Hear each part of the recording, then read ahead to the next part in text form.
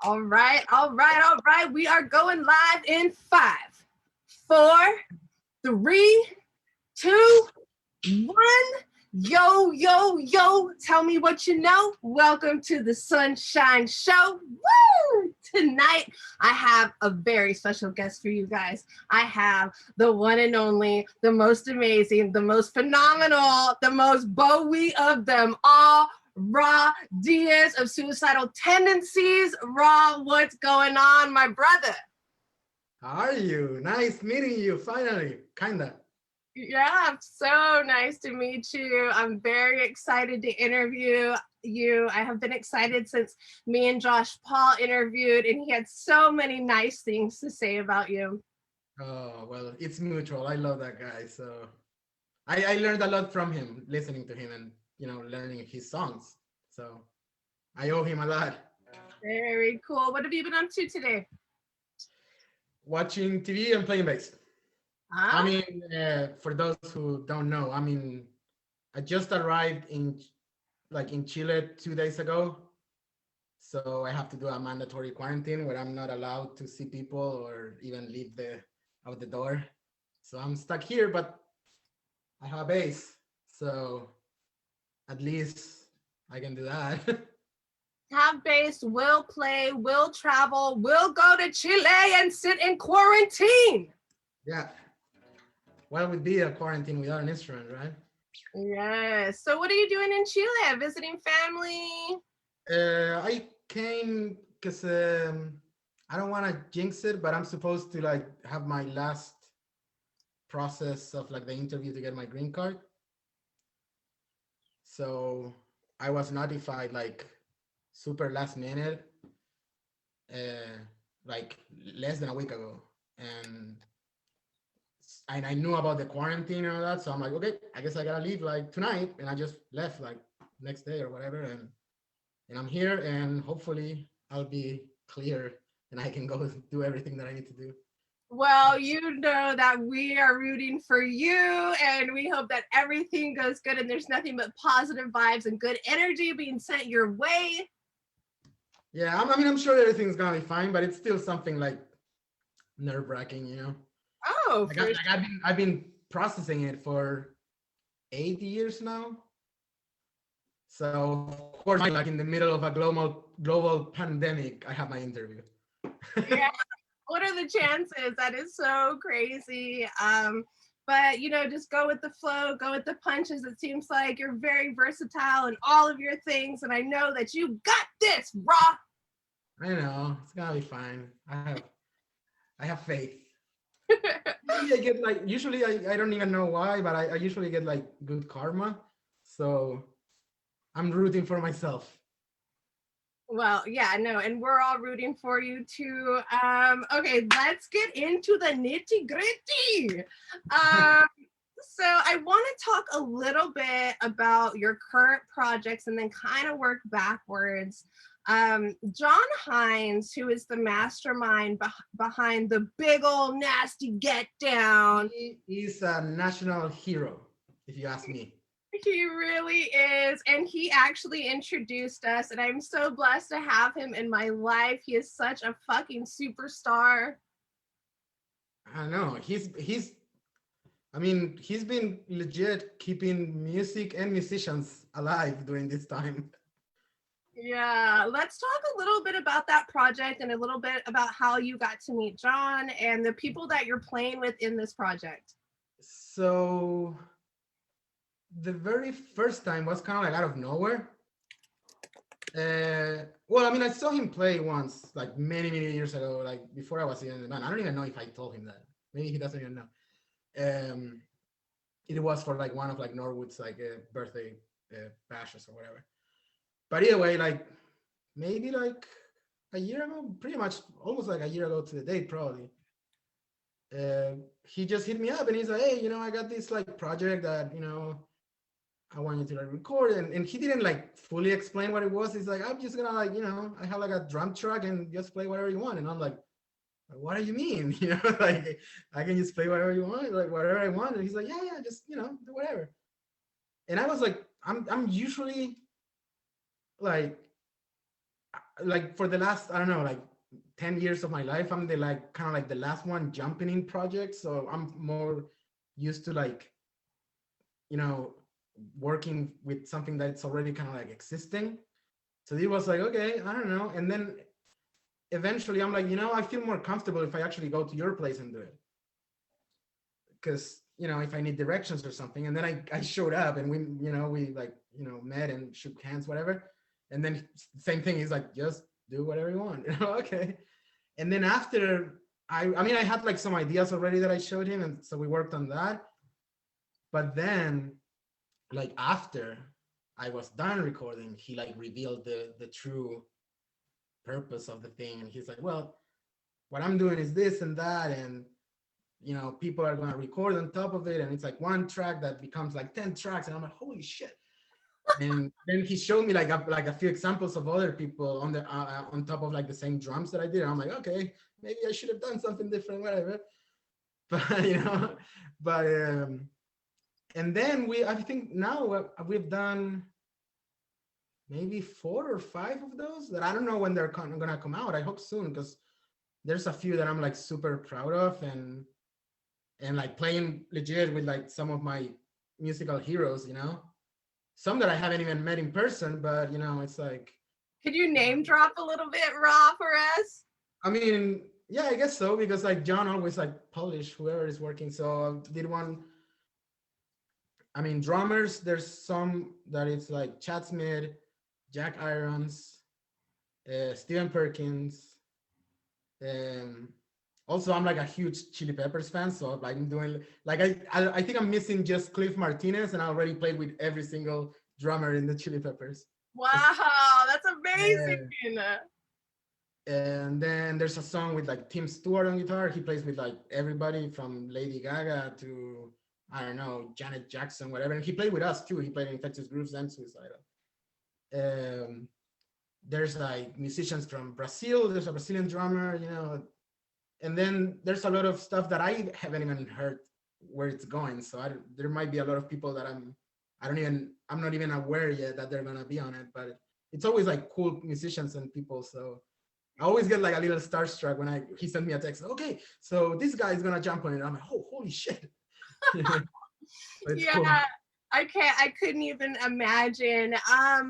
So you work with, John Hines, the Big Ol' Nasty Get Down. We're gonna drop the group in the comments. You guys make sure to go and follow the Big Ol' Nasty Get Down. They are gonna go on tour here pretty soon. You do not want to miss them. I hope so. I hope they take me. Yeah, right. Yeah, seal that deal, Raw. Actually, let me drop in these comments really quick and see who's the Big Ol' Nasty Get Down. They are boom, boom, boom. We have in the building Lindsay, Aaron Wolf, Jason Schmidt, David Pastoris. What's up, bro? What's up, David? We got Whizfire in the house. We got Margie Engel, Brian Monroe, Mike Torin. I know you and Mike Torin are really good friends. I love Mikey. He actually texted for us on a Canadian tour. He is such a sweet guy, and I just love all the posts. He's one of the very few people allowed to work on my bases. Well, that's something to be said. I love him. Hell He's yeah. very supportive of everything we do. So Mikey is family. Very cool. What's up, Marhill? I see you. Fam bam. Cool. So I've noticed recently, I believe it was like on your Facebook or on your Instagram, that you actually collaborated with Travis Barker. In a way, I guess. Let's talk about it. So it's funny because he just posted that video of him drumming, and I was like, this is like at the very, very beginning of like, COVID and everything. Mm-hmm. And I was just at home bored, and I'm like, well, that's like a cool beat. And I just kind of like grabbed the video and jammed on top of it. And I sent it to him. He's like, hey, is it cool if I post this, And he was like, yeah, bro, like it's awesome. And he like shared it and all that, and I posted it. And so, I mean, it's not like directly collaborated with him, but before, like a year earlier or something, he did play drums on one of the Suicidal songs. Really?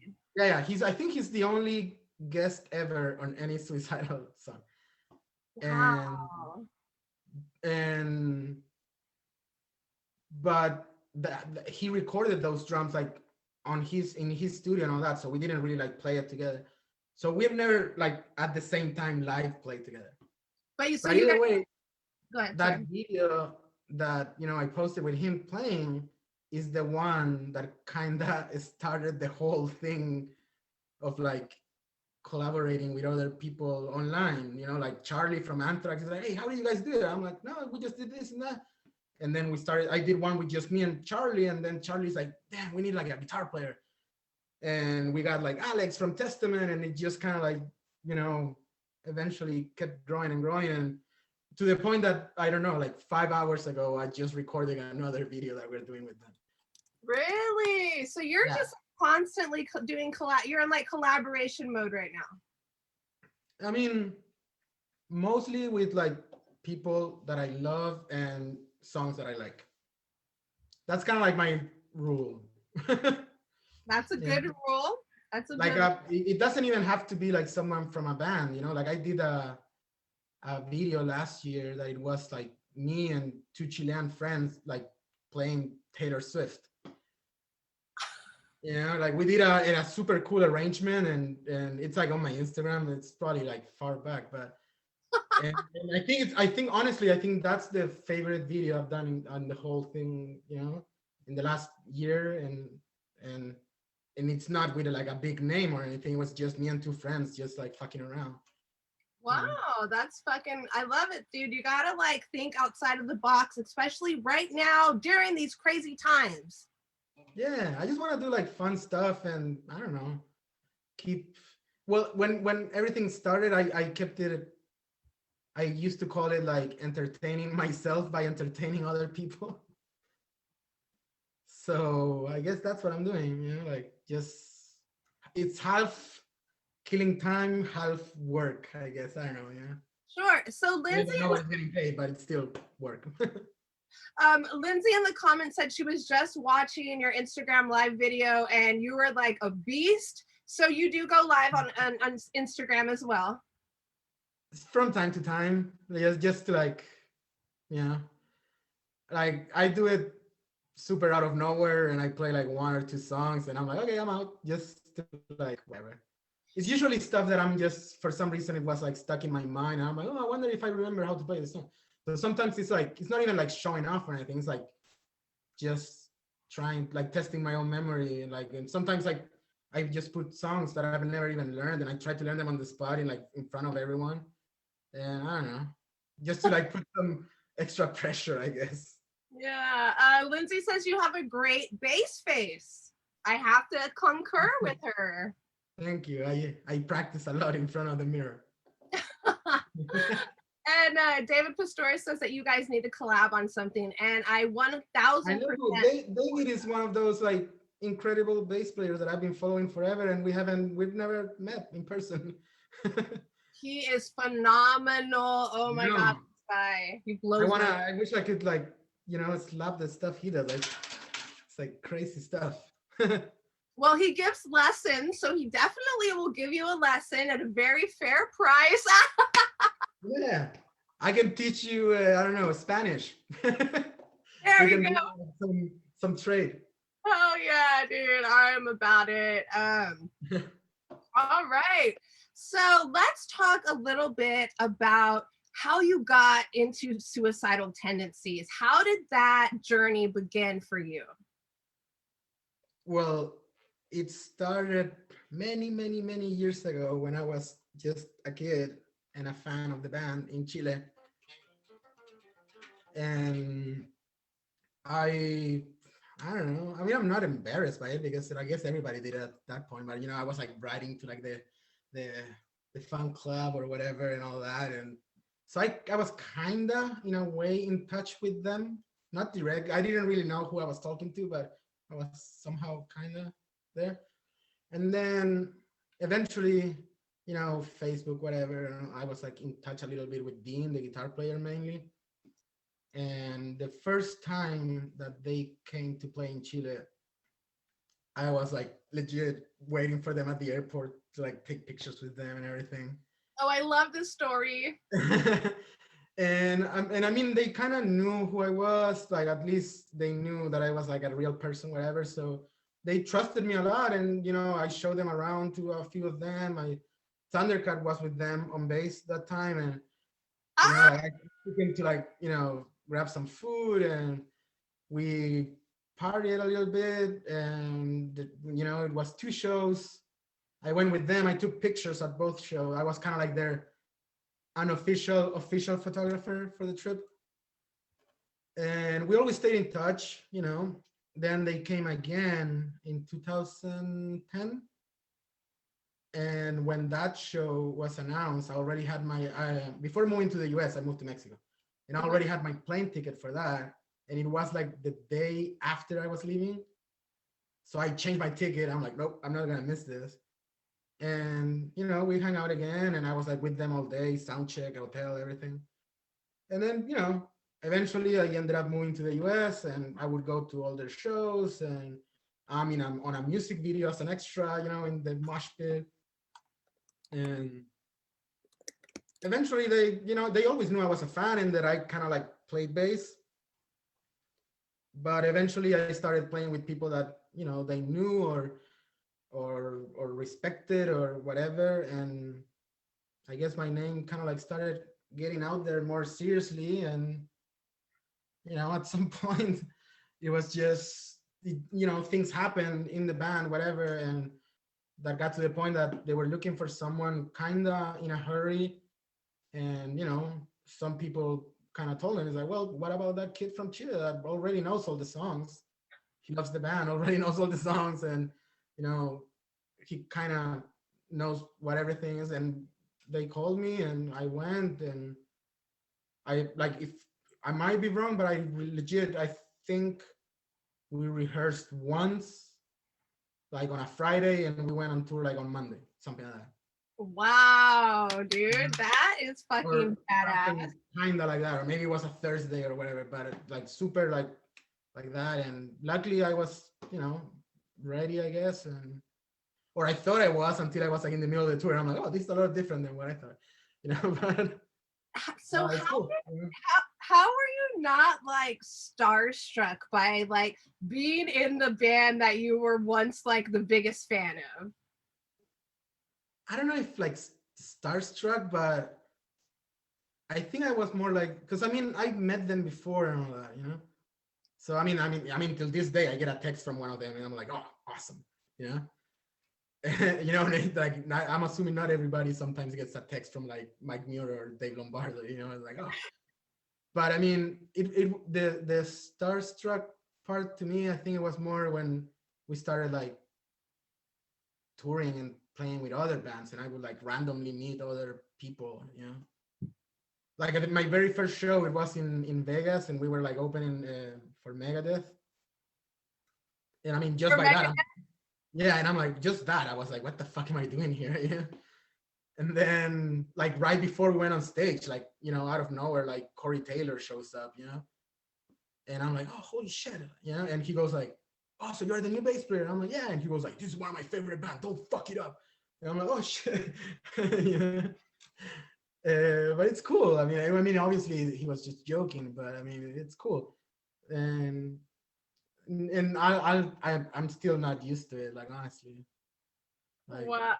I still get very starstruck every time that we go on tour and I see a band that I love or whatever, and I'm like just like fangirling all day. I feel like I would have been like that with Thundercat. We talked a little bit before we went live, and I am just one of the hugest Thundercat fans of all time.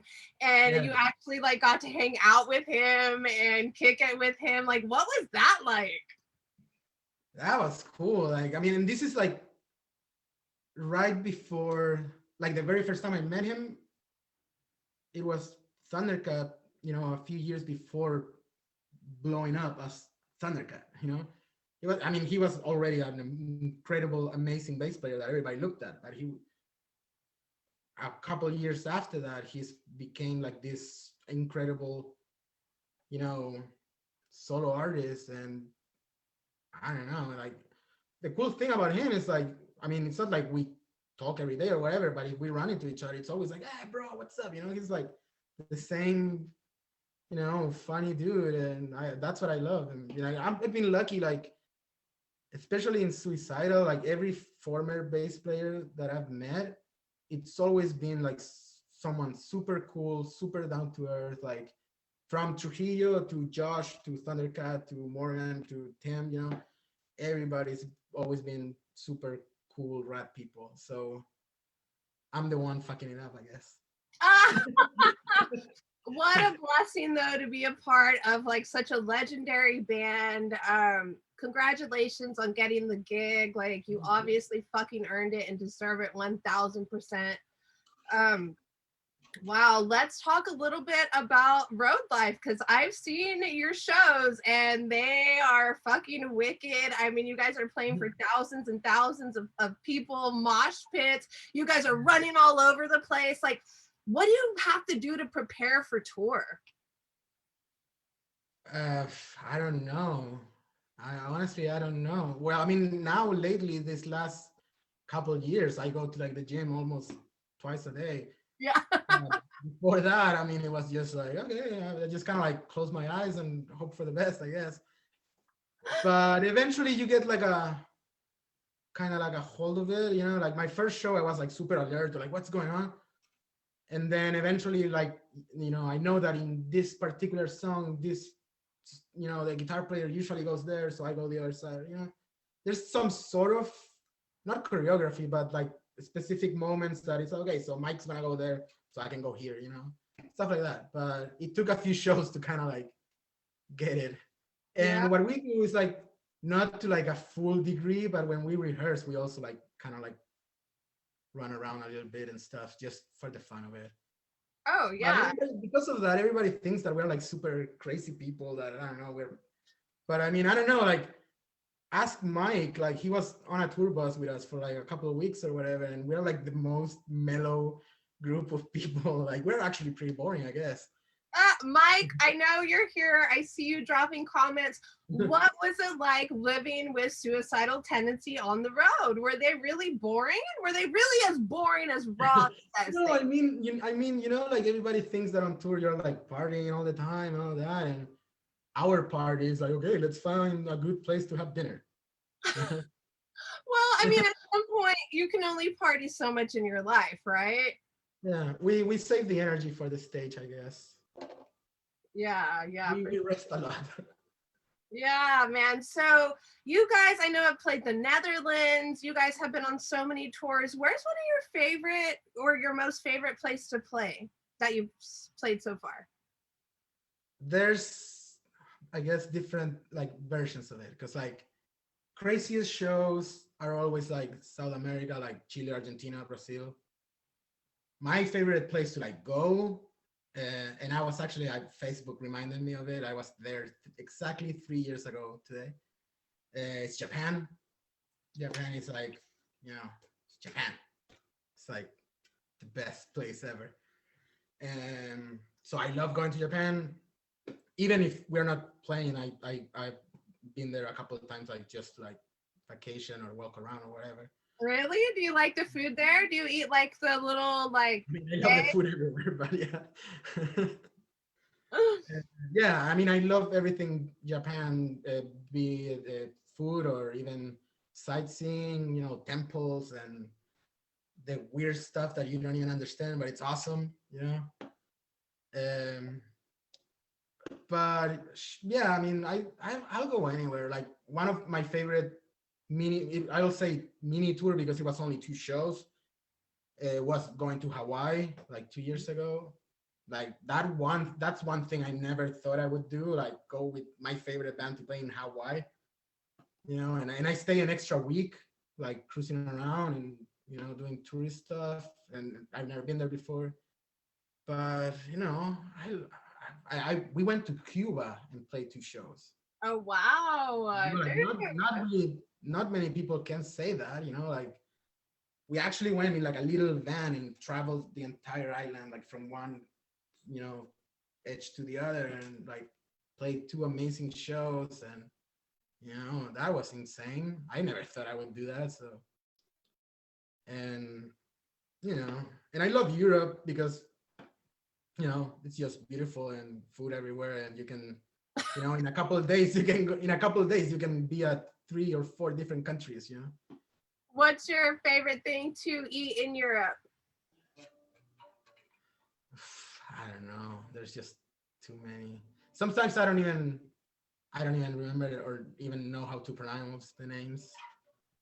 I love, well, I absolutely am obsessed and love like melted cheese. So Switzerland is right there at the top.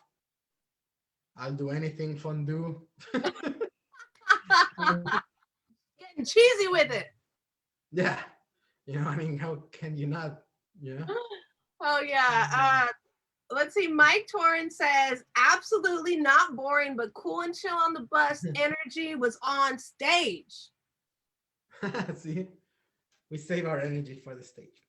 Yeah, and you guys put a hell of a show together. I mean, every single show is just packed with energy, and that's why I asked what you do to get ready, because I figure you have to like be in tip-top shape. I mean, you're singing while you're playing the bass, you're running around, you're interacting with the crowd. There's a lot that goes into it.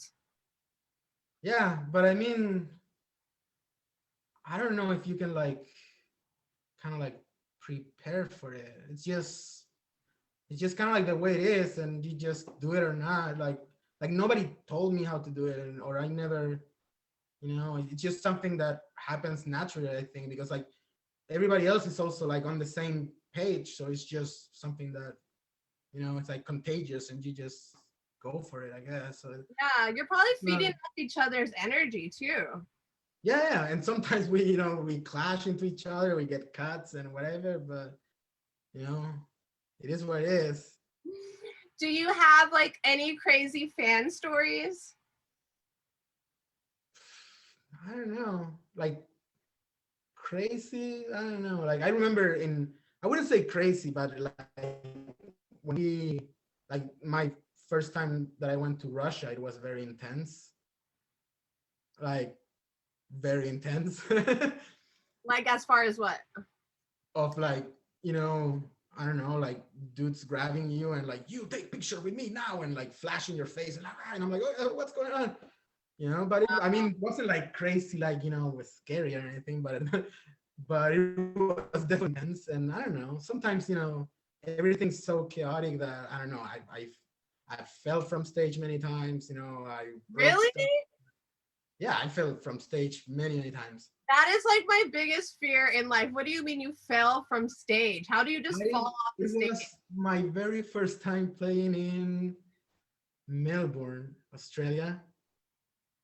Intro of the song, intro of the show. Like it was the intro of the show. And I go to the front, and there's like some cables or whatever, and I trip and I fell from stage, landed on my bass. Somehow it didn't break. Like I stood up, and all security is like, what the fuck? And they were like, are you okay? And I'm like, I don't know, but I gotta like keep playing. And I was on a wireless, so I like run around the stage, went on, and kind of hit the first note of the song because it was just the intro. And we played the whole show. And then after the show, I was like, oh, I'm actually not feeling too well. And I saw it, and I was like all, purple and and bruises. And they took me to like the not emergency, I don't know how you call it, like the tent, the medical tent, whatever. They were like, yeah, you should like rest and not play. And I'm like, well, we only have like 8 shows in a row coming up, so cool, awesome, have fun.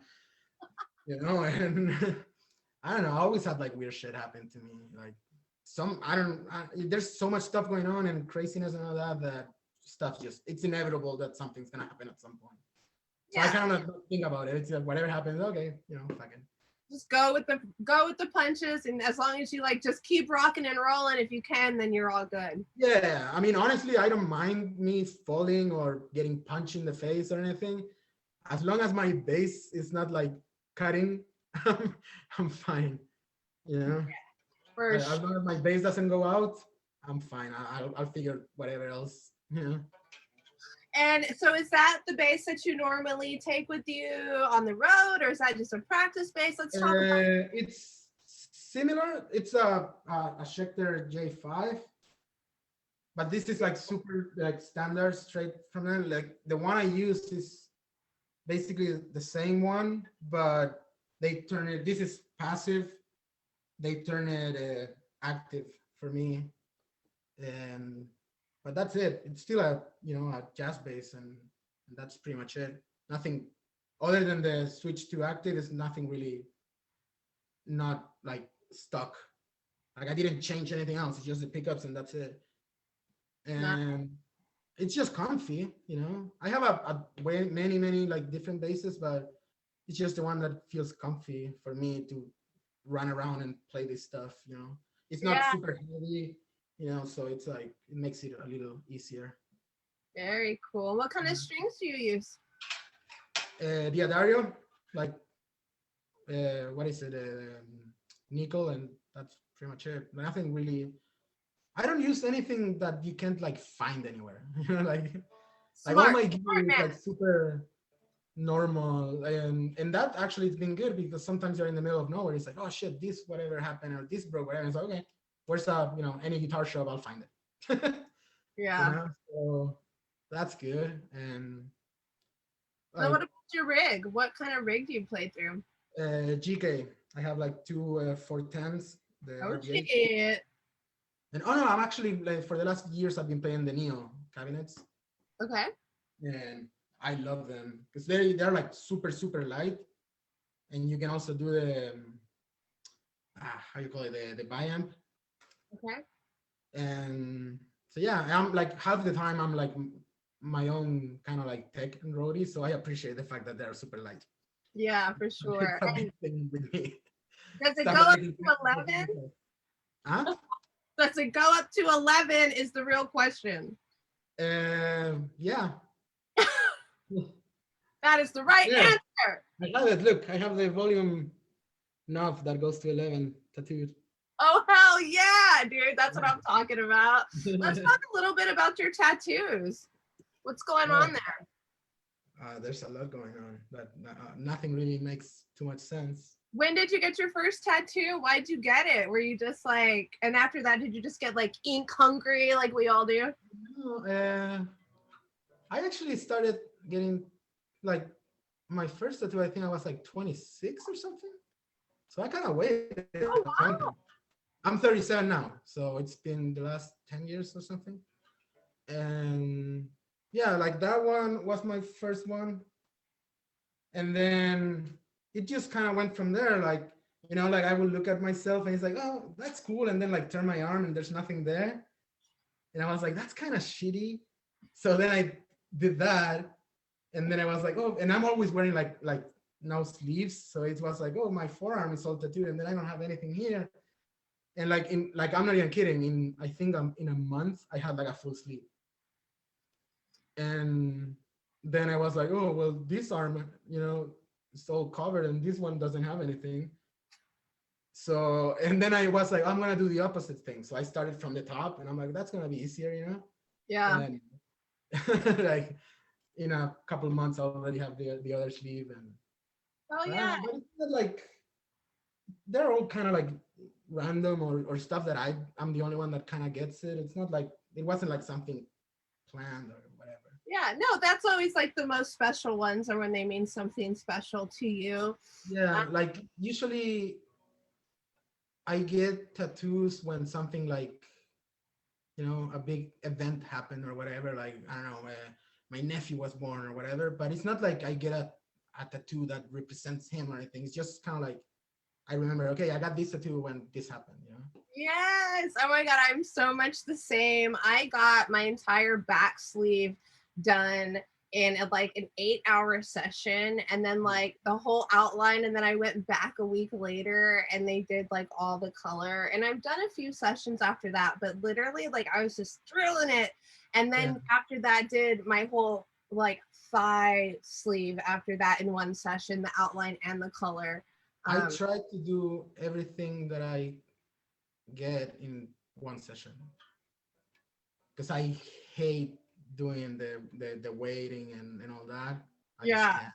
Like I got the like my hands, and I went, and my friend Jojo did them, and he's like, okay, so this is what we can do. Like we can do one or both outlines, and then you come back and we color them. And I'm like, nope, like Nope. no, sorry, but there's no way I'm leaving like without my hands done. And Yeah. he's like, but you have like, I was like leading to a couple shows like the next day. You're gonna have to like take care of the hands and all that. I'm like, I don't care, I'll do it. Brutal. And I Brutal. played with like the, how you call it, like the transparent whatever thing patches Yeah. display. Oh, Whatever. fuck yeah. All right. We have Margie in the comments asking, how old were you when you first started playing the bass? I don't remember the exact age, but I wanna say probably 11 or 12. So, fuck, like 25 years ago. Wow. Yeah. And why the bass? Why'd you pick the bass? Why not? It's the best. Yes. Yes. That's the I correct answer. started, my brother started playing guitar and like electric guitar, and we got like a little, those kind of like kits, like drum kits. And then like I was playing drums, and then I was always drawn to like bass driven music, like Chili Peppers, Infectious Grooves, Fishbone, stuff like that. So at some point I was like, I'll give it a shot with bass. And also we moved from a house to an apartment, so it was way easier to like play bass.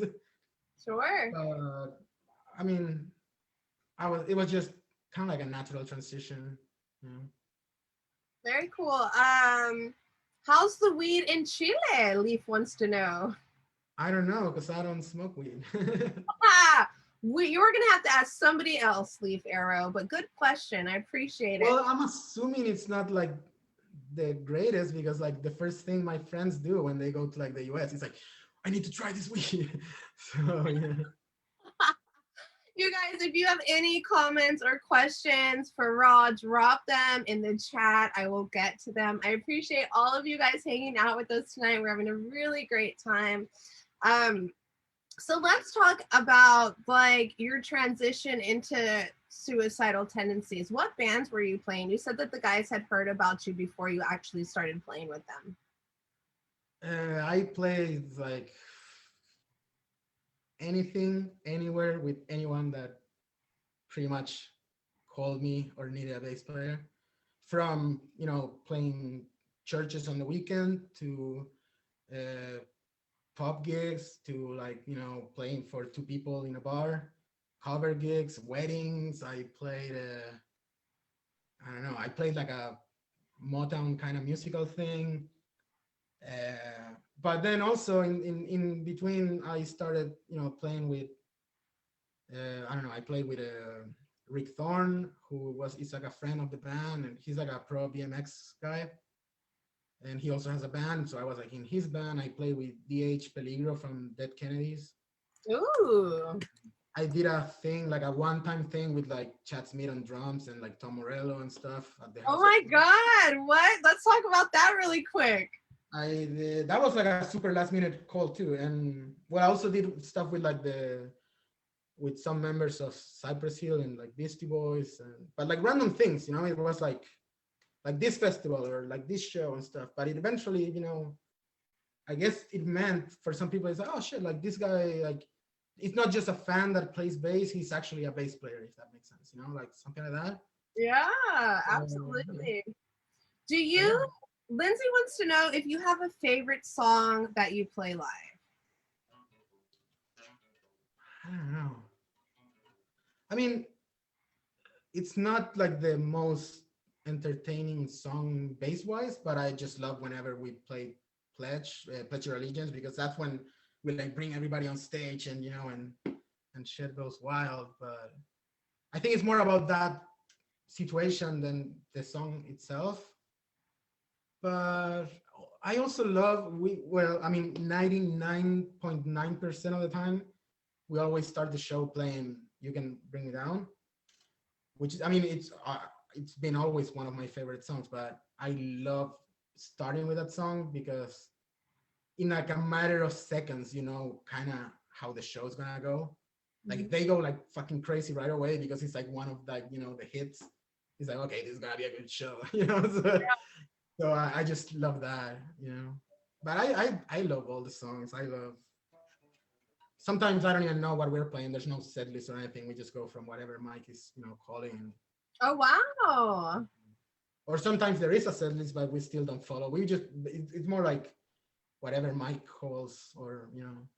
So you kind of have to be prepared. You always got to be prepared, right? Yeah, well, the good thing is like, you know, Mike in between songs, he always like does like these like little speeches or whatever. Yeah. We call it like, I don't know, like the psycho speech or psycho talk, whatever. And so sometimes even if he doesn't say the name of the song, he's like, oh, he's talking about this, so I'm guessing we're playing this song, you know, and you just kind of get ready for that. Oh, for sure. Yeah, I like his speeches. They're very empowering. Yeah, it's always very like motivational. Yeah, absolutely. Sometimes he's so fast that I get a little lost in the English, but yeah. Brian Monroe says he really digs your style. Oh, thank you. And Lindsay. If they see me looking down, it's because I'm trying to like go through comments too. Oh, okay, good. So he's reading your. It's not that I'm being disrespectful. I'm not paying attention to you. It's just. He's reading your comments, you guys. So drop them in the comments section. Hey, so let's talk about your favorite Disney movie. Do you have one? That's a good question. I don't know if I've thought of it. Well, you better think about it now. There's a million like good Disney movies, you know. What's the latest one that I watched? I don't know. Honestly, I don't remember. What about Coco? Have you seen Coco? Sometimes I get like confused which one is like Disney, which one is like whatever. What's the other one, like DreamWorks or whatever? Pixar, yeah, DreamWorks. Yeah, that Pixar. Have you the seen? Last one I watched is the, what is it called? Soul, but I don't remember. I don't think it's Disney, right? Oh, Soul. Somebody told me to watch that. I've heard that was really. I don't remember if it's Disney or I think it's Pixar. I'm not sure, but I definitely will go check it out now that you have recommended it as well. Yeah, but I love like I don't know. People gonna laugh, but I love like all the old stuff from when I was like growing up, like from the original like Lion King and the original Robin Hood. Yeah, or like even you know like the music of like the Little Mermaid. It's amazing. Can you sing us a Little Mermaid song, Raw? No, I'm good, thank you. I loved, even though I watched it recently. I never watched it before, but I love like I love the Mulan. That was good. What else? There, Aladdin. I don't know. There's just a million ones. There are other ones like the what's the 101 Dalmatians or whatever. You know, I like the classics. Oh, you like 101 Dalmatians? That is absolutely heartwarming. What is the? Sometimes I don't remember the names in English, but Lady and the Tramp. Oh yeah. I love Lady and the Tramp. I really like that one too. There's just too many. What about favorite movies in general, or a favorite movie in general? It doesn't have to be a Disney movie. A sucker for comedies, like the dumbest, the better. I'm like Will Ferrell kind of movies. I'm like obsessed with like Will Ferrell and Adam Sandler and Jack Black and all that. Like I live for like anything with Chris Farley on it. I fucking love Chris Farley. I love him. I believe that we would have been like best buddies, you know, but it's still I still kind of like stick to classics when it comes to that, like the old Adam Sandler, Chris Farley movies, David Spade, I don't know, Ghostbusters, you know, like Police Academy, the Revenge of the Nerds, you know, like all those. Hell yeah, dude, the classics. What about I'm very 80s, 90s. Which one? Caddyshack. Oh yeah, anything Bill Murray. It's like Okay. that's the god. Golden. Golden. Yeah. Let's see. Poblete. Sorry, I cannot pronounce your first name. He says Oh, dogma. that's my friend Alvaro from Chile. Hi, Alvaro. What was it saying? Oh, Dog. Doggy. Yeah, I love anything Kevin Smith too. Brian Monroe says Pulp Fiction and Tommy Boy. We have Groundhog Day. Yeah, it's all Have the you classic. Tommy Boy. I was just watching Tommy Boy like 2 days ago. have you seen Casa de Mi Padre? I was talking about this last night. It's Will Ferrell's Yeah. like, oh my god, I fucking love that movie. It's just so bizarre to me seeing him like in Spanish. And the music is great too. It's very like, I think it is like the theme song is like Christina Aguilera or something, right? I Yeah. think so. Yeah, it is. It is. And just the movie is so kind of awkward because they make it like one of those old novellas, where Yeah, they're and then there's like on purpose like editing errors and stuff. yeah. So if you guys have not checked out Casa de Mi Padre, you guys really have to check it out. It has subtitles if you don't speak Spanish, totally Yeah. okay. But it's just, I don't know if one of those that some people gonna get it and some don't, like same with like, I don't know, like Nacho Libre or whatever. Oh, I love Nacho Libre. Me too, but there's people that are like, oh, I don't get it, I don't understand this humor. It's like, what? Yeah, okay, yeah. But I love all those. Like those are the exact like kind of movies that I like to watch, and I can watch them like a million times. I don't care. Hell yeah, dude.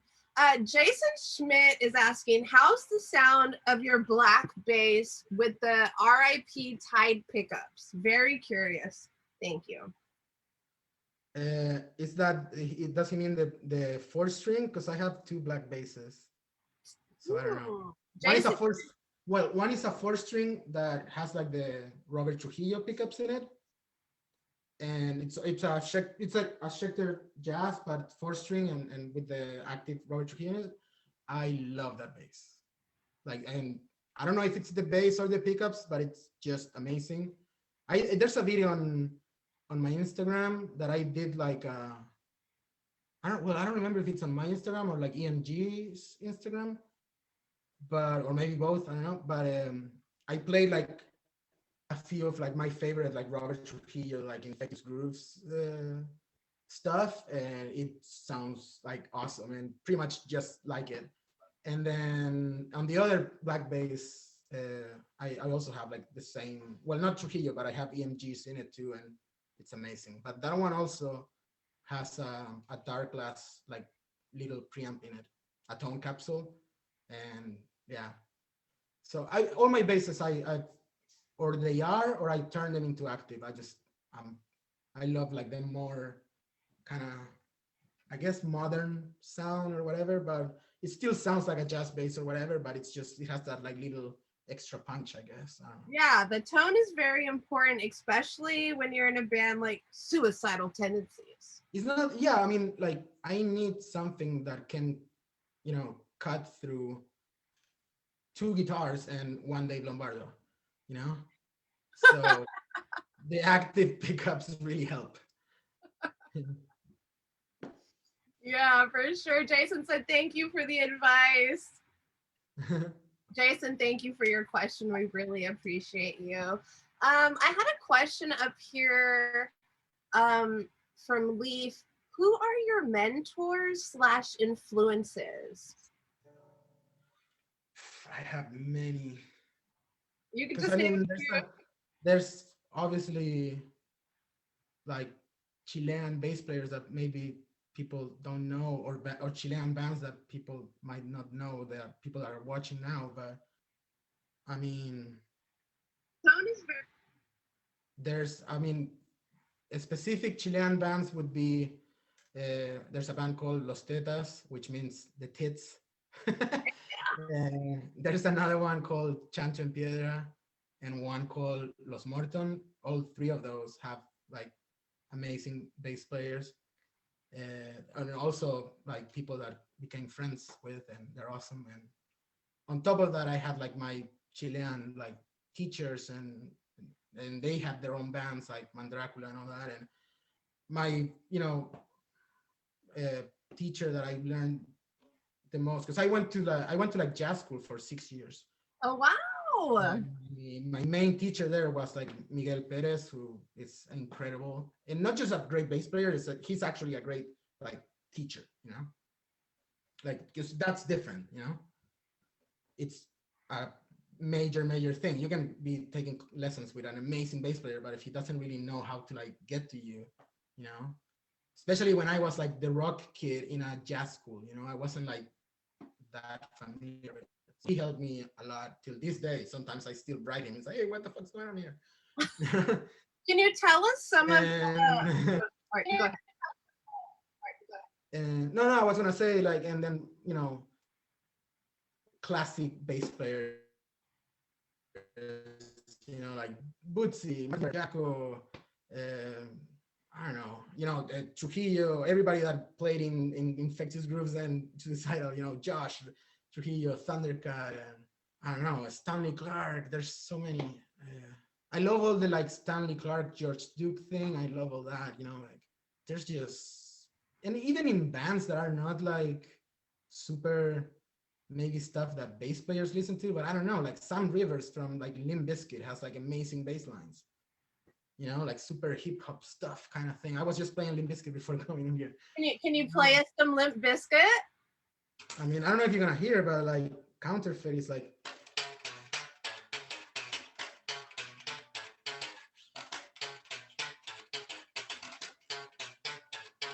That's super kind of hip hop and funky, and and Limp Bizkit is cool, that stuff, and what else? I love, like I mentioned earlier, I did a lot of kind of like Motown stuff, so I love like James Jamerson and all that.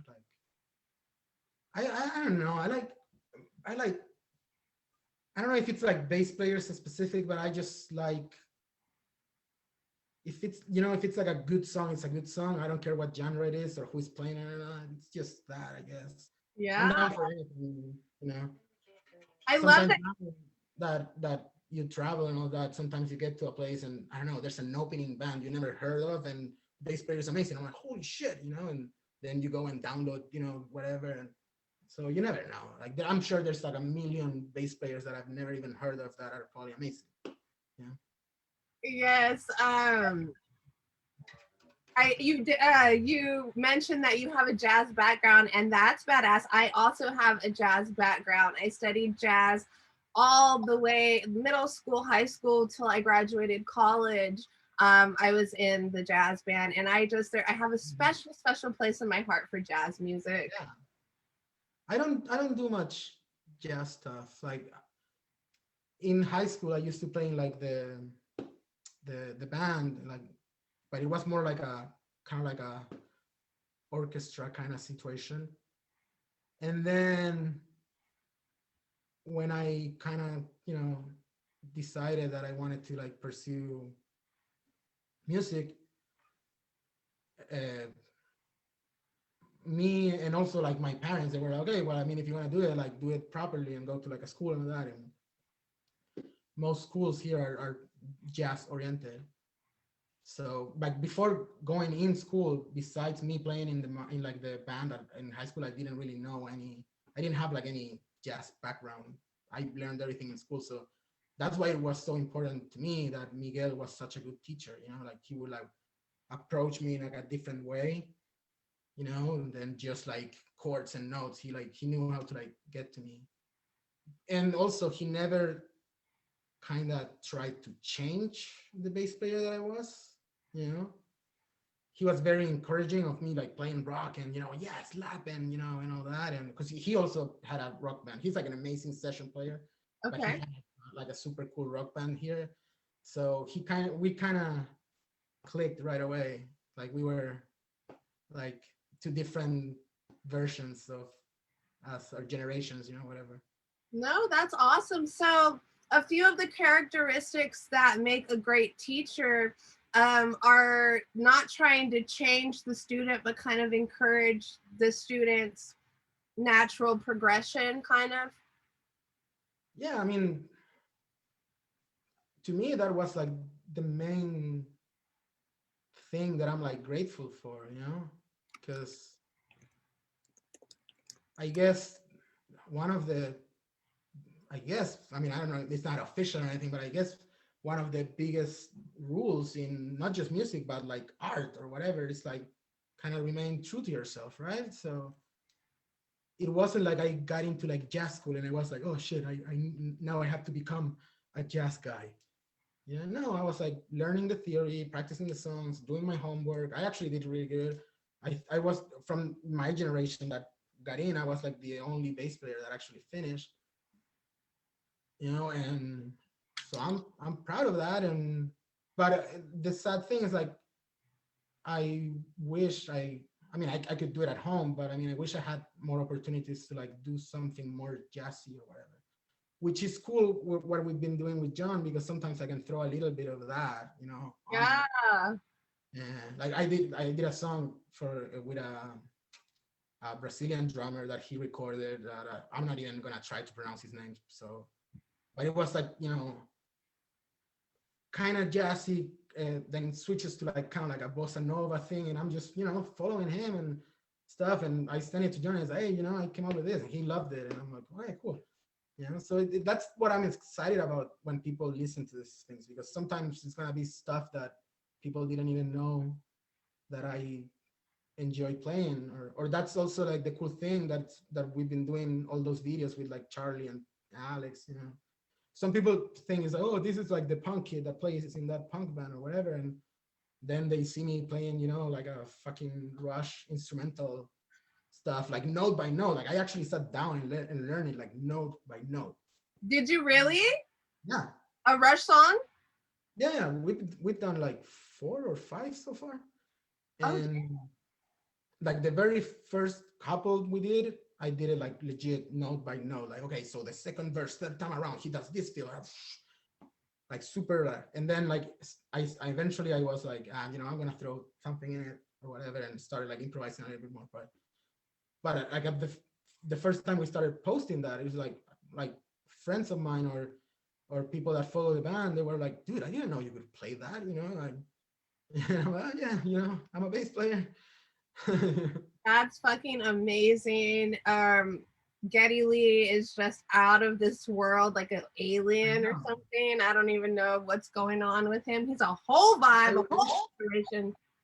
I wish that at some point I get to like meet him, because that would be very kind of like, I don't know, like the circle thing, you know. Yeah. Well, Also, I wonder if he's seen the videos too. have you tagged him in them?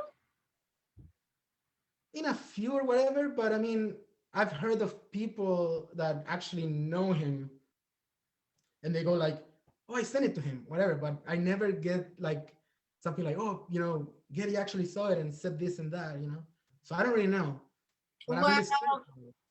talk to John about it because I think John just bought one of Geddy Lee's bases, so he's got the connect there. Yeah, but what if I actually ask and then he goes like, "Oh yeah, I saw it. Fucking sucks." No, he wouldn't say that. He would. Hey, as long as he saw it, that's all that matters. And I doubt he would have anything bad to say about your playing because you're such a fucking badass. Um, so this is kind of a random question. Marhill wants to know if you know who Guillermo Lynch is. He's an artist from Chile that used to live with his family. No, I mean, it sounds kind of familiar, but I wouldn't say that I know him. He Is he a, may is have he heard of a, him. is he a bass player or artist? Like, I don't know. I think he's a singer. No, I don't think I know him. No. At first, I thought you were gonna say Guillermo Badalá, who is like an Argentinian bass player, but no, Guillermo Lynch. I don't know. I know that somebody asked earlier if you had ever played with Flea before. With Flea, Yeah. I haven't, but we've had some interactions when I was like a kid. He owns one of my basses. Really? Yeah, I gave it to him, and he brings it on tour and all that, and it's there in his rig. Um, we've met a few times, and he's always been super cool and nice. Like I hang out with the whole band when I was like 14 here in Chile. Oh And, my God, Raw, you like yeah, what? and then a few years later, and but I mean, like me and him, like sitting down and playing, not really. But the first time we met, I had my bass with me, and like I played, and then he played a little bit and stuff like that. But I would never like officially jammed, you know. And then that show, he like called me on stage in the middle of the show, and all that. It was super cool. Um, but we haven't really never had the opportunity to jam. And I did a video for like his birthday a couple years ago for Bass Player magazine that in like, I don't know, in like a minute I did like one of my favorite like solos or bass lines of each song of their albums. I mean, of each one from each album. Okay. What's your favorite song from the Red from One Hot Minute? Oh, probably I love Deep Kick, but I love that record like completely. Oh my God, I Which was love. yours? What's that? I think it's gotta be Aeroplane and P, Okay. the one that.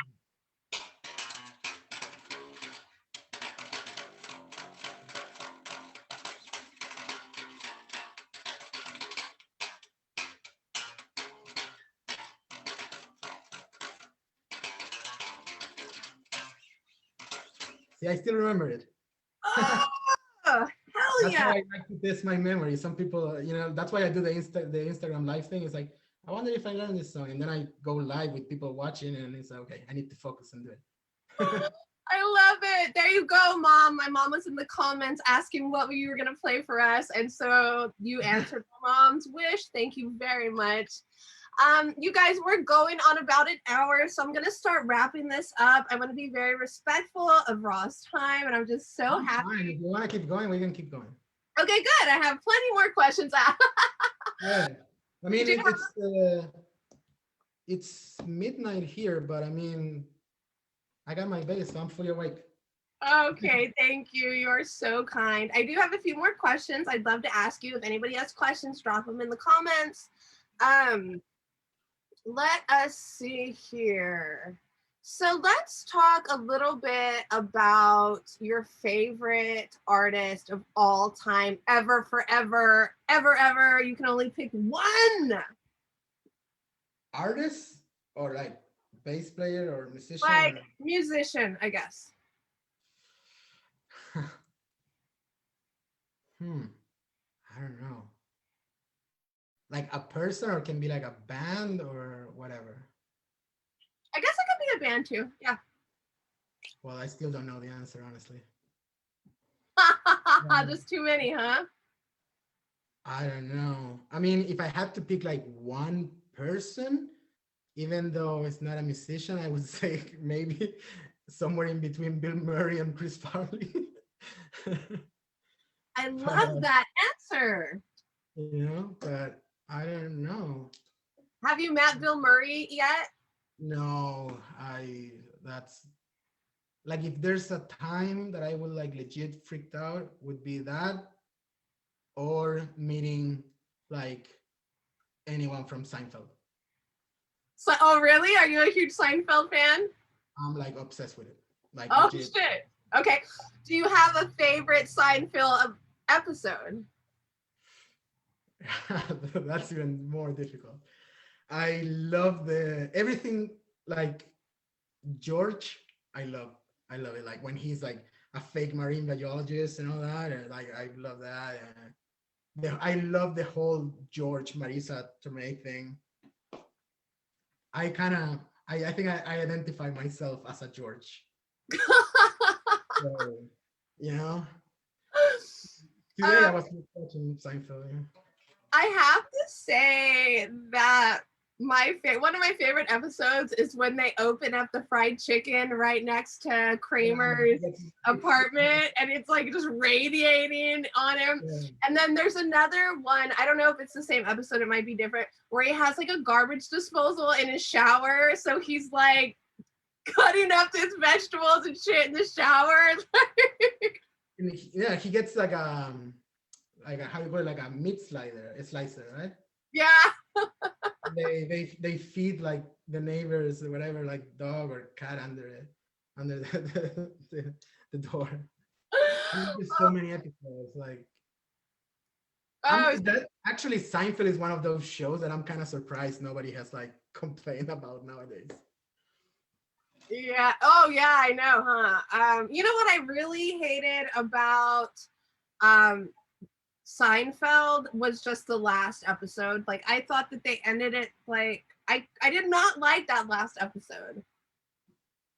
I mean, I just didn't like the fact that it ended at all. But I mean, I mean, it was what, on for like 10 years or whatever. You know? I guess they had to end it. But have you ever seen Portlandia? Yeah. Okay. I love that show too, and I hated the last episode of Portlandia. I'm like, ah. I love Fred Armisen, great drummer too.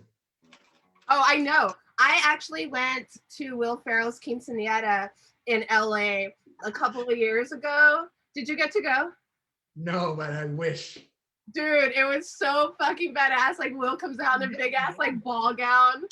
I met him once very randomly, and I got to like say hi and all that, but it was super random, and I asked him for a picture, and he said no, but in a very funny way and super, like I got it, like he was right about it, like it wasn't really the moment to take a picture, because it was like I was at this rehearsal studio with like some friends that I used to play with, and I'm like, I'm gonna like, I need to use the restroom, whatever, and I go out.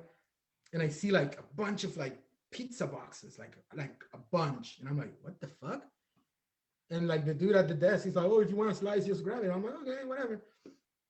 And then I'm just kind of like staring at the pizza. And in a very weird coincidence, I look at the table and there was like a Rolling Stone magazine, I think it was, with like Ron Burgundy on the cover. And I'm like, that's cool. And out of nowhere, like the restroom door opens and it's like Will Ferrell like walking out. And I'm like, what? And he was like gigantic beard and like hair messy and all that. I'm like, what the like he looked like, like Tom Hanks in like Castaway or whatever. And I'm just like staring at him. And he's like, hey. And I'm like, hey. And I just kind of like said hi, and I'm like, oh, I'm a huge fan. I was like, oh, cool. And then the door behind me opened, and he was at a rehearsal room with like a bunch of kids. I don't know what they were rehearsing. It was like kids and like parents. I don't know if it was maybe something for somebody's like school or maybe something for like Funny or Die. I don't know. Because he's always doing like funny videos with like his daughter and stuff. So I don't know. I don't really know what was going on. And I go like, hey, is it okay if I, if I take a picture with you? And he goes like, two grown men with beards and a bunch of kids just doesn't look right. And I'm like, yeah, makes sense. So we just like, he went into the room and I went to the other room and that was it. But he was super cool. Like he was very funny and polite about it. It wasn't like, like, oh no, fuck you or anything. It was like super funny. And I guess, I think he was right, Yeah, no, of course. Will Ferrell's always right. His quinceañera, Red Hot Chili Peppers actually played, and they had a drum off between Chad Smith and Will Ferrell. Wait, right? Yeah, because Chad Smith and Will Ferrell, yeah. So, and they both had their own teams. So they each picked like a team of badass drummers. So Fred Armisen was like on Will Ferrell's team. And then they had like Tommy Lee, and like he was so fucked up he could only like play the like kick drum, I think. And and then Devo played too. Like it was a whole fucking thing. Like it was so fun. And we were like in the VIP section. I remember seeing like like videos of it and all that. But I mean, I wish I would have been there. I would have been laughing my ass off and freaking out. So something I like to ask all my guests is if you could throw a dinner party for any five musicians, dead or alive, who would they be and what would you serve them? Ooh, I don't know. I would probably keep it very casual, like more of a maybe like a barbecue kind of thing Okay. more than a dinner, or like like pizza or like hot dogs or whatever. So we can be more relaxed, maybe even jam a little bit. But hmm, I don't know. I'm trying to decide in between people that I like their music or I just admire them for whatever reasons, but or people that I never got to meet. Yeah. But I don't really know. You got this. I mean, Dimebag Darrell for sure. Oh, this is gonna be a very fucked up group of people. Let's see. And imagine Dimebag Darrell eating hot dogs with like James Brown. I'm about it. That sounds fabulous. Uh, who else? I don't know. Well, Chris Farley, absolutely. I don't care if he plays an instrument or not. Or he can fucking dance topless to me. I don't care. Um, so that's three, right? Did you add James Brown? Yeah. Yeah. James Brown, Dimebag Darrell, and Chris Farley. That already sounds like a party. I guess there's no party without Lemmy. Lenny's got to come to the party. So that's four. Is it five total or me and five? Your friend just dropped Lemmy in the comments too. Oh, really? That's hilarious. And I don't know. I would probably like the fifth person would probably be like a friend with like a camera to just film the whole thing. I'll be your friend to film for you, okay? Yeah, there you go. You're invited to my fake party. Yes. And we're having pizza. Yeah, sure. I love this. I love this party already. I cannot wait to make some music and some jokes with you guys. Imagine that group of people. That's kind of, I mean, now I'm kind of like scared about it. I'm second guessing my choices. I think it'd be fucking so badass. This is the advice everybody could kind of like give everybody else. Life lessons. I think there's plenty to be learned between that group of people. Yeah, and I'm sure it's probably gonna be like some open bar situation and I'm whatever. gonna get wild with it. Yeah, I mean, Dimebag's gonna be there, so very interesting. And Lemmy Mike, and James Brown. oh and yeah. Prince. Mike says he'll be the water boy for that band. High quality H2O. Yeah, we're gonna need a lot of water for that. Hell yeah, dude. You guys are awesome. I'm having such a great time. So one other question that I ask all of my guests is if you were to have a biopic made about you, what would the soundtrack look like? What would the I thought you were gonna say something different. It's a three-part question. What would the soundtrack look like? What would the storyline be? And who would play you? Well, I mean, the storyline, I guess it would have to be kind of like my story, I guess. So, or based on it. Soundtrack. Well, I don't know, because I mean, I guess would have to be music of bands and people that I played with, kind of. Okay. So that's already a lot of different things.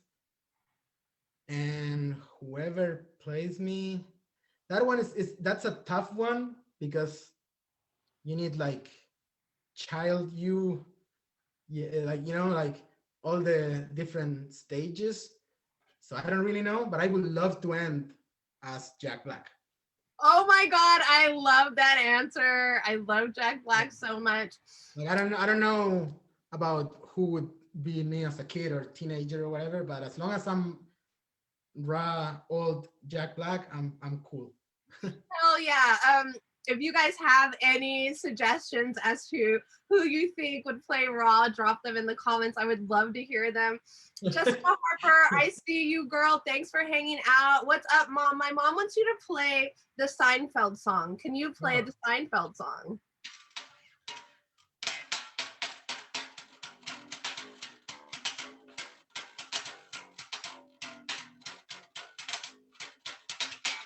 Something like Dude, fuck yeah. You had that on lock. that. Hell You yeah. know that song is different every episode, right? No, is it really? Yeah, the intro song. It's I watched like a kind of like short mini documentary or like news story about it, and the intro is Jerry doing a stand up. So Jonathan Wolf, who is the guy that actually wrote that thing, every time he plays it different to kind of time it with whatever Jerry's talking about. Like in the little silences or whatever, he drops like the licks and stuff. So Oh, every shit. single episode, it's the intro at least is a different song. Wow. You learn something new every day here on the Sunshine Show. Let's see. Brian Monroe's asking who would win in a wrestling match, Lemmy or God? That's a tricky question because Lemmy's got. I love that. I fucking love that answer. Yeah, that's I think that's in the what is it, the movie Airheads, right, or something like that.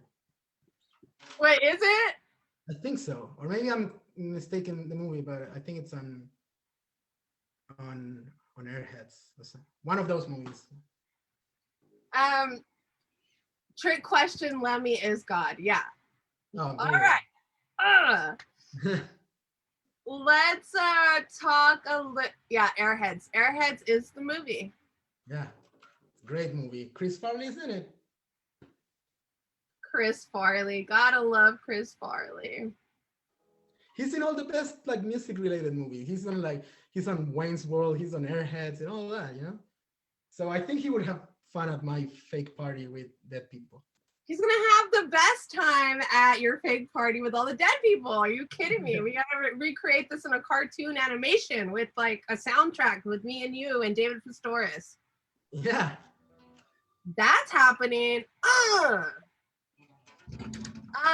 So what do you have what's the best advice that you can give anybody, or the best advice that somebody's given you? I would say be always on time. Be on time. And I mean that in life and as a musician. Be on time. Be nice to everybody.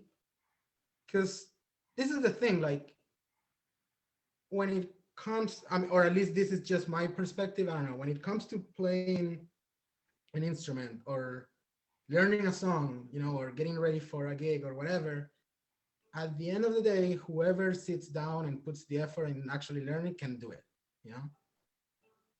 So the difference between maybe one musician and another is actually keeping the gig, and that requires like show up on time, know your parts, don't be an idiot on tour. You gotta be someone that people can be around for 24 hours a day, every day. So I guess my advice would go more on that end. But I mean, if it comes to like music, I would say just listen to a lot of music, different genres, even if it's something that for some reason you never even heard. But you know when you say, oh, do you like, I don't know, whatever, like Justin Bieber, and they go like, oh no, I fucking hate him. It's like, well, did you actually listen to it, or you like hate it because you kind of have to hate it? You know, he has some great fucking songs, and live it's great arrangements, and there's like cool musicians playing. So you always have something to learn from it, you know. So I would say that just listen to a bunch of music, go to shows whenever it's possible because it's a complete different experience, and jam and practice with your friends. You know, like jamming is where you kind of discover who you are, I guess. You know, You 'cause are obvious. Sorry, go sorry, ahead. what? I was gonna say you are a like living, walking, breathing example that dreams do come true. Yeah, but at the same time, the first thing I tell everybody is that, you know, like anybody can do it, you know? Like, I mean, if me being from a country so far away actually was able to kind of get where I wanted, what's stopping someone that it's like already there, you know? It's like, if I did it, why couldn't anybody else do it, you know? And it was also, like I said, like it was something that took like almost 10 years in the, you know, like making, you know, like I first got in touch with them, then I met them, then, you know, they came, and then I went to their shows, and then I met like their crew, and, you know, and their musicians and everything, and then eventually one day when they needed someone, they thought of me, you know. So it's not like it was like I was in my room, you know, and I got a call like out of nowhere. It's like, hey, you know, this is whatever management, and, you know, we want to give you this opportunity. No, it was like, hey, dude, like this is happening. Are you free tomorrow? Can you come and like play and jam with us? And yeah, sure, I'll be there. You know, everything happened till it got to that point. You know, it wasn't like. So I mean, if I was able to kind of put myself in that situation, so could anybody else. You know, it's not. I mean, it's not simple, but I mean, it's not impossible or hard. You know, like. Just takes a lot of dedication and a lot of time and preparation. And a lot of patience too. You gotta be super patient and just believe that if it's meant to happen at some point, it's gonna happen at some point. It doesn't have to be tomorrow, but if it's meant to be, it's gonna happen at some point, even if it's for one show, you know, whatever. But you know, just hang in there. Yeah, man, that is great. 100%, 100% with those words. You guys, we're gonna start wrapping this up. I have had such a great time. We're going on an hour and a half. I love all of you. Raw, you are such a badass. Thank you for taking so much time out of your night to just kick it with us and answer some questions. Well, I'll be honest, I've been alone in a room for like 3 days now, so this is actually really nice. So thank you. Oh, good. That makes me so happy to You're hear. like the first human that in a way I kind of interact in person. Yeah. Well, I'm starting a band called Heavy, and you can totally be my second bass player if you'd like. I'm putting the offer out there. Yeah, I'm Well, heavy. hell yeah, you heard it here first, folks. Diaz is my bass player, my second bass player in my new band. As long as you come to my fake party, we have a deal. Dude, I'm so at your fake party. You kidding me? I'm already there waiting for you to show up. All right, guys, we are gonna get going. I love all of you guys. Thank you, everybody watching and listening. Yes, thank you guys all so much. Make sure you go and follow Raw, follow Suicidal Tendencies. Keep an eye out for them. I'm pretty sure they'll be hitting the road here pretty soon. Hope so. And also keep an eye for the whole Big Ol' Nasty Get Down things that hopefully are dropping soon. Big old nasty get down. Everybody. That's gonna be a party, to say the least. For sure. That's gonna be a real deal party.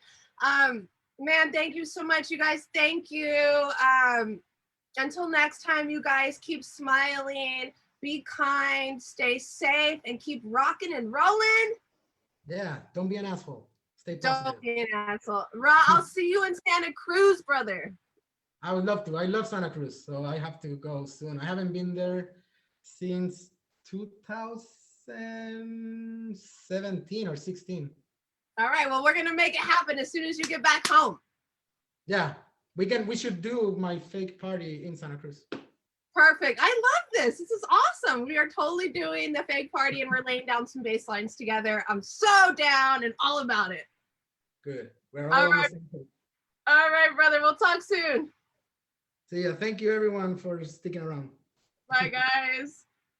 Oh, tomorrow night I got Scotty Brown. See you guys tomorrow night for Scotty Brown.